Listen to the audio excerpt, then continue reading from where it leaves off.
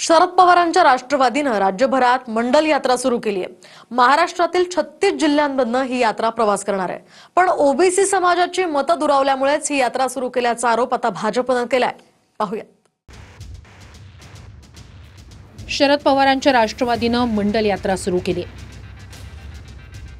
स्थानिक स्वराज्य संस्थांच्या निवडणुकीआधी पवारांच्या राष्ट्रवादीनं ही यात्रा सुरू केली। पण ओबीसी समाज दुरावल्यानंच शरद पवारांच्या राष्ट्रवादीनं ही यात्रा काढल्याची टीका भाजपनं केली आहे। वर्षानुवर्ष जे त्यांनी ओबीसी समाजाला केवळ पाण्यात बघितलं, कुठल्याही प्रकारच्या योजना ओबीसी समाजापर्यंत पोहोचू दिल्या नाहीत, ओबीसी समाजाला केवळ भाषणाचं राजकारण त्यांनी दिलं आणि म्हणून आज ज्यावेळी ओबीसी समाज हा दुरावलाय असं लक्षात आलं तर आता ते यात्रा काढतायत। आम्ही ओबीसींचा कधी राजकीय वापर केला नाही, ओबीसीला आणि इतर समाजामध्ये झोंजवण्याचा प्रयत्न केला नाही। आपल्यात जर खरोखर राजकीय संकट नसेल, आपल्याला खरोखर ओबीसींसाठी न्याय द्यायचा असेल तर एकदा त्यांची भूमिका ओबीसींच्या बाबतीमध्ये स्पष्ट करावी, मग धनगर समाजाची पण भूमिका स्पष्ट करावी। या संदर्भातली भूमिका स्पष्ट मुख्यमंत्र्यांनीच करावं, त्यांच्या पक्षाने करावे। 9 ऑगस्टला नागपुरातून शरद पवारांच्या मंडल यात्रेची सुरुवात झाली। ही यात्रा महाराष्ट्रातील 36 जिल्ह्यांमधून प्रवास करणार आहे।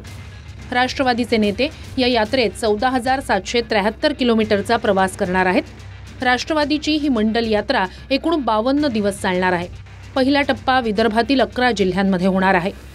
महाराष्ट्रात मंडल आयोगाचा आरक्षण राबवण्याचा निर्णय तत्कालीन शरद पवारांच्या सरकारनं घेतला होता। याबद्दल या यात्रेतून जनजागृती केली जाणार आहे। यांना कधी मराठा समाजाचा कधी पुळका नव्हता, यांना कधी ओबीसीचा पुळका नाही। जेव्हा सत्तेमध्ये होते तेव्हा मराठा समाजाकरता काही केलं नाही, जेव्हा सत्तेमध्ये होते तेव्हा ओबीसी करता काही केलं नाही। आणि त्यामुळे आता हे यात्रा वात्रा काढतात आहे ना, हे नौटंकी आहे, हे फुसकेबाजी आहे आणि हा फुसका बार आहे। कोणी ओबीसी समाज, कोणताही मराठा समाज आता भूलतापाला बळी पडणार नाही। केलं ते ओबीसीसाठी कार्य आहे, ओबीसीला न्याय मिळवून देण्याचं आहे आणि यांनी केलं ती नौटंकी आहे। छगन भुजबळ करत होते ते ओबीसीला न्याय मिळवून देण्यासाठी करत होते। मग शरद पवारांसारखे व्यापक नेतृत्व असणारे व्यक्ती जर अशा पद्धतीनं करत असेल तर त्याला नौटंकी का म्हणायचं? तुम्ही केलं आपला तो म्हणजे बाब्यान दुसऱ्याचं ते कार्ट, असं ते प्रकार आहे। लोकसभा निवडणुकीआधी जरांगे पाटील यांचं मराठा आरक्षणासाठीचं आंदोलन ऐन भरात होतं। त्या निवडणुकीत मराठा समाजाच्या नाराजीचा सत्ताधाऱ्यांना मोठा फटका बसला।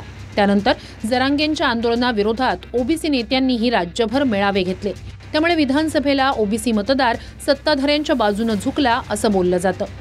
ओबीसी हा मागच्या विधानसभेमध्ये बीजेपीकडे झुकला याच्याबद्दल दुमत नाही, परंतु आत्ता ओबीसीच्या असणारं लक्षात आलंय की एक नागनाथ आहे आणि दुसरा सापनाक आहे। दोघांकडेही जी उमेदवारी जी आहेत हे मराठा समाजाच्या, श्रीमंत मराठा समाजाच्या उमेदवारी आहेत। ओबीसीनं तिथे स्थान नाही अशी असणारी परिस्थिती आहे।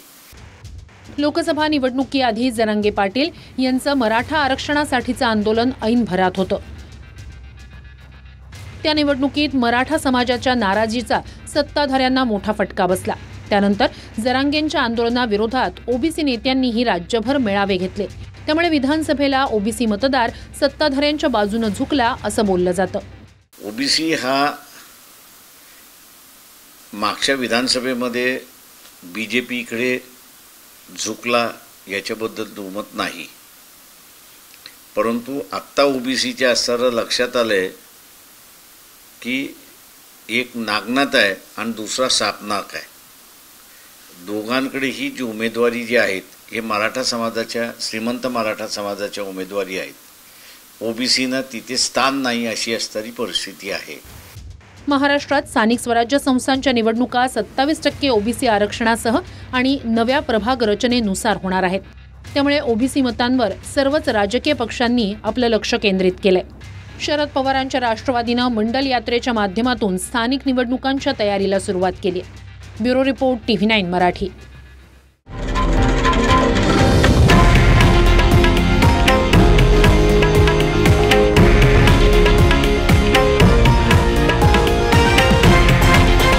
हे आहे देशातील नंबर 1 न्यूज नेटवर्क आणि आपण पाहत आहात TV9 मराठी, एकमेव.